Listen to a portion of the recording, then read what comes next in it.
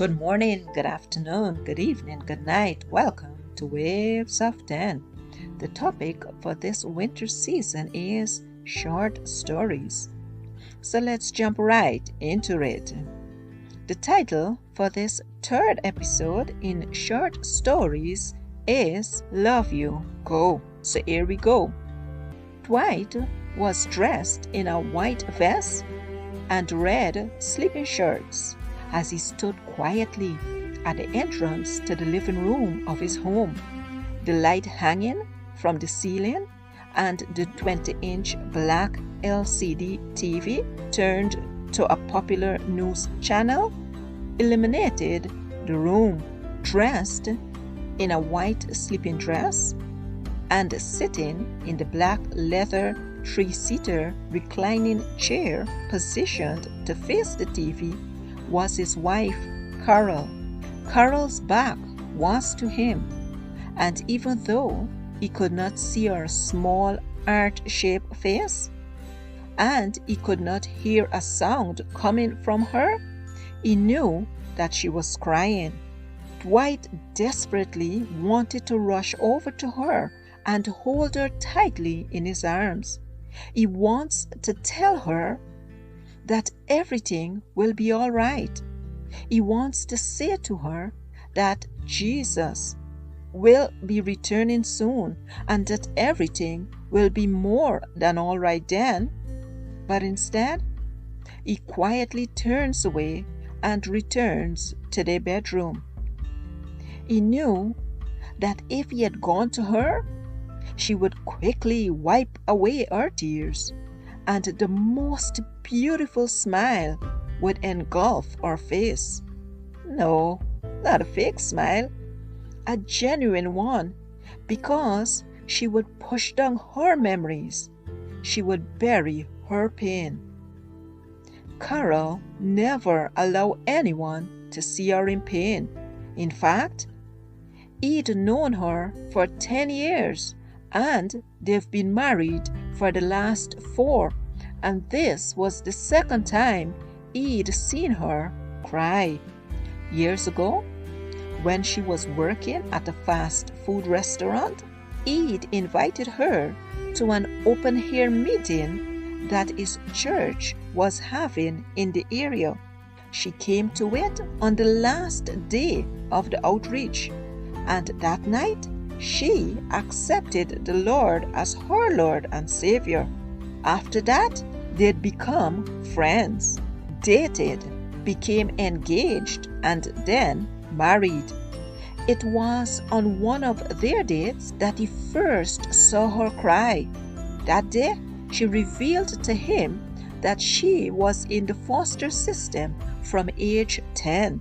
For a long time, Carol said, I thought that my mom loved my abusive stepfather more than she loved me. But you don't think so anymore? Dwight asked. She shook her head. My stepdad never hit me, but he would say the cruelest things like, I ruined my mother's life by being born. What? Dwight exclaimed. Once, he beat my mom so badly that she had to stay indoors for 2 months. Dwight inhaled loudly. But living with my mom and stepdad was not always bad. My mom and I had some good times, and most of it involved a flat screen pocket TV. He waited for her to continue. Whenever my stepdad was not around, we would watch it. She smiled with tears in her eyes. One day, my stepdad broke the TV we had in the living room because he was upset about something and he didn't replace it.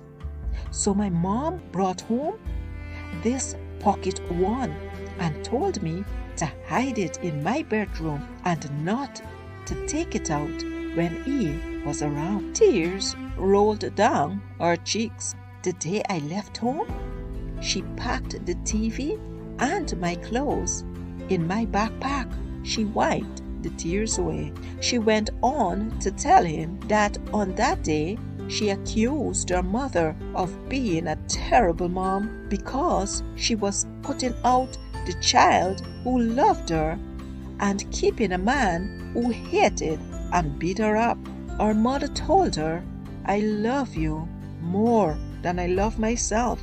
And those were the last words to her until one day, out of the blue, her mom called her and asked if they could have dinner. At first, Carol refused to see her, but about 2 weeks later, she changed her mind and had dinner with her. Carol's mom told her that her husband was behind bars for the next 12 years for his domestic abuse against her. She later told me, Carol said, that the day she sent me away, she didn't have enough strength to leave him, but she had enough to get me away from him. As Dwight lay in bed, he suspected that the domestic violence case that was in the news for the past 2 days was making his wife cry. "Please, oh Lord, please continue to show me how to love her," he prayed. Then, about 5 minutes later, Carol returned to their bed, and Dwight gently threw his arm around her. "I love you," he whispered, and held her in his arm until both of them fell asleep again. Thanks for listening, guys. Goodbye.